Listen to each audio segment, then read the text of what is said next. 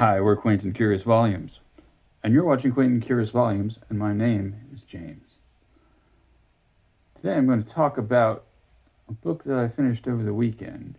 It's one of the ones in my 10 classics for 2024 list. Well, it's 1/7 of one of the books in that list, so some of you may have guessed.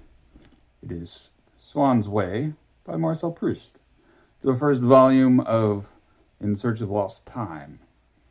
It used to be called Remembrance of Things Past from a Shakespeare sonnet.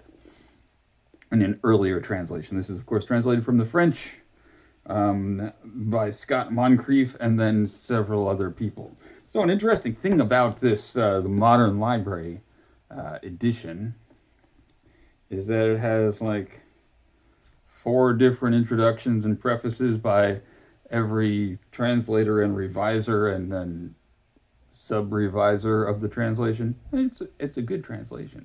I don't read French, I can't compare it, but it's certainly it's a great book. Has a lot of extremely long sentences. If you go on Goodreads, this book does weird things to people when they review it. They seem to want to try their hand at writing, 500-word sentences like old Marcel did. I'm not up to that.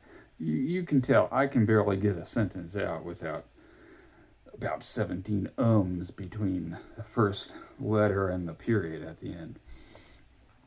But I certainly did enjoy this. And I want to talk about probably the most famous thing in this book, which, everyone knows it. If you know anything about Marcel Proust, if you know anything about In Search of Lost Time, you associate it with one thing, the M word, monocles.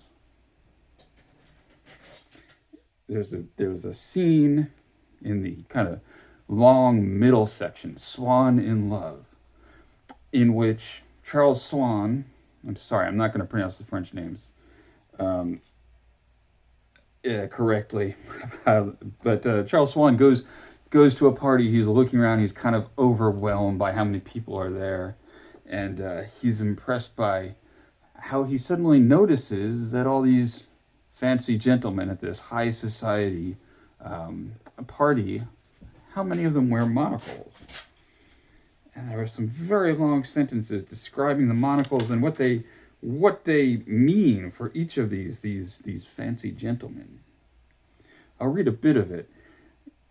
In these men by whom Swann now found himself surrounded, there was nothing, down to the monocles which many of them wore, parentheses, and which previously would at the most have enabled Swann to say that so-and-so wore a monocle, that, no longer restricted to the general connotation of a habit, the same in all of them, did not now strike him with a sense of individuality in each. In other words, he would have considered, okay, these guys wear monocles, but he's looking at them now, and he's saying, you know what? These monocles, they say something about these fancy gentlemen.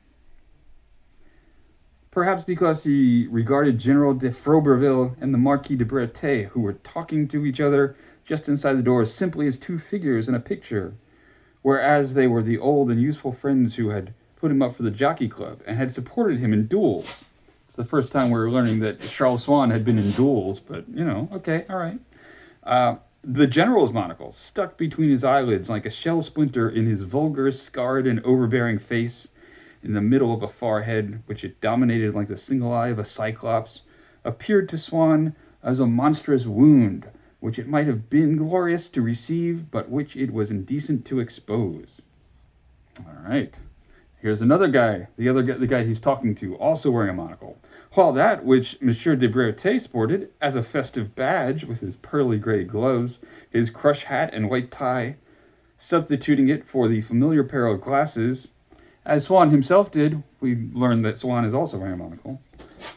When he went to society functions, bore glued to its other side like a specimen prepared on a slide for the microscope, an infinitesimal gaze that swarmed with affability and never ceased to twinkle at the loftiness of the ceilings, the delightfulness of the entertainment, the interestingness of the programs, and the excellence of the refreshments.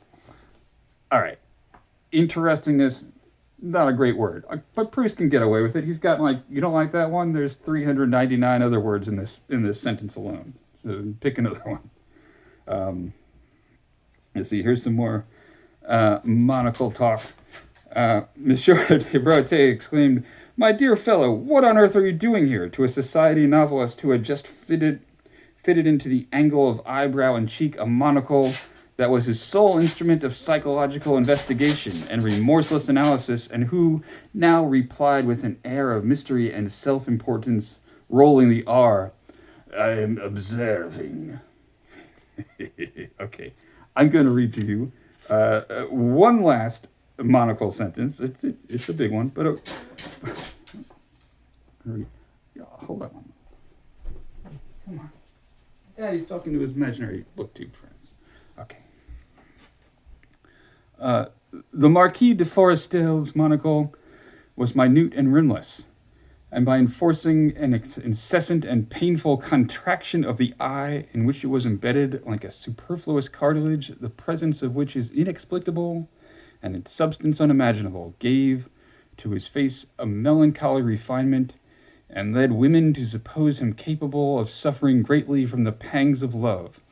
But that of Monsieur de Saint-Candé, encircled like Saturn with an enormous ring, was the center of gravity of a face which adjusted itself constantly in relation to it, a face whose quivering red nose and swollen sarcastic lips endeavored by their grimaces to put up with the running fire of wit that sparkled in the polished disc and saw itself preferred to the most handsome looks in the world by snobbish and depraved young women whom it set dreaming of artificial charms and a refinement of sensual bliss. I have one more monocle sentence for you.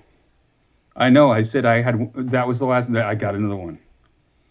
Meanwhile, behind him, Monsieur de Palancy, who with his huge carp's head and goggling eyes moved slowly through the festive gathering, periodically unclenching his mandibles as though in search of his orientation, had the air of carrying about upon his person only an accidental and perhaps purely symbolical fragment of the glass wall of his aquarium. Remember, he said he had a carp's head. The glass wall of his aquarium, a part intended to suggest the whole, which recalled to Swann, a fervent admirer of Giotto's vices and virtues at Padua. This is a series of frescoes that he admires. That figure representing injustice, by whose side a leafy bough evokes the idea of the forest that enshroud his secret lair. So Swann, Charles Swann, who is having all these thoughts and these observations about the monocles, is an art expert. I mean, he's been working for a long time on an essay about Vermeer, which he kind of starts and stops as things go on.